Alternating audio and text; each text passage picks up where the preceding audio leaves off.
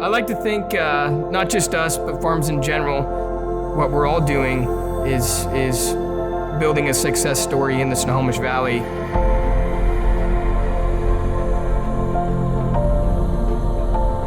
We've been almost broke multiple times, and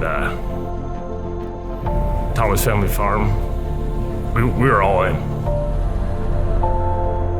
We're gonna make it work, or we're gonna lose history of the family.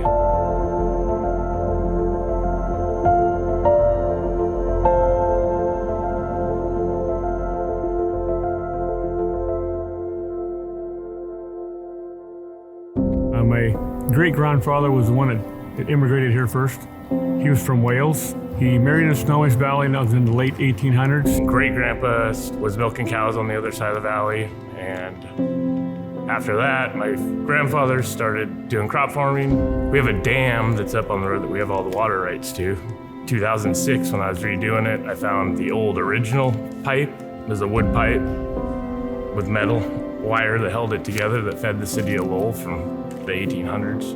You just find stuff on the farm that it's history, I guess, and it's pretty awesome. My brother Dennis went to Vietnam when I went to college, and after we got to college in 1977, we started this farm, Thomas Family Farms.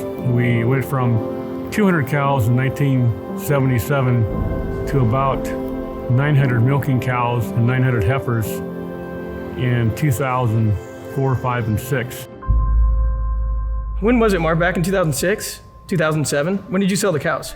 Washington's dairy farmers say they are facing a crisis. The price they're being paid for a cow's milk has collapsed. We're down over 16%. The stock market is now down 21%. At the peak of the recession there, you almost forecasted it that the milk price was going to go down and the dairy was probably going to go down with it. We had sold the cows, and we were looking for something to do because I had 4 kids in college at the same time. He took kind of a gamble. A lot of the farms were starting to go into weddings. That was one of our first thoughts before we even went into what we call agritourism.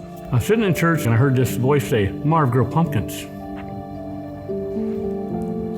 And I kind of thought, where'd that come from? And I thought, that's probably a pretty good idea.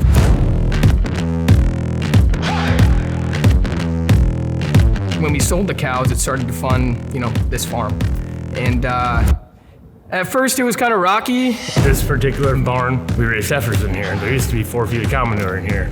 We've been doing this for 100 years, you know what I mean? But we were the new kids on the block when it came to agritourism. It's weird, but we're herding people instead of cows now.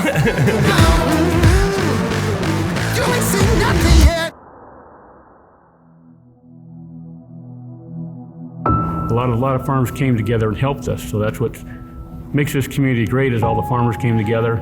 We had the Krause farm come over and set up my planter for me to get my old planter to grow pumpkins. I had Bob coming down and help me with the planter too and show me what seeds I should be putting in, and even Mark Craven come down and give me seeds and show me which ones I should be using too, so we had a lot of help.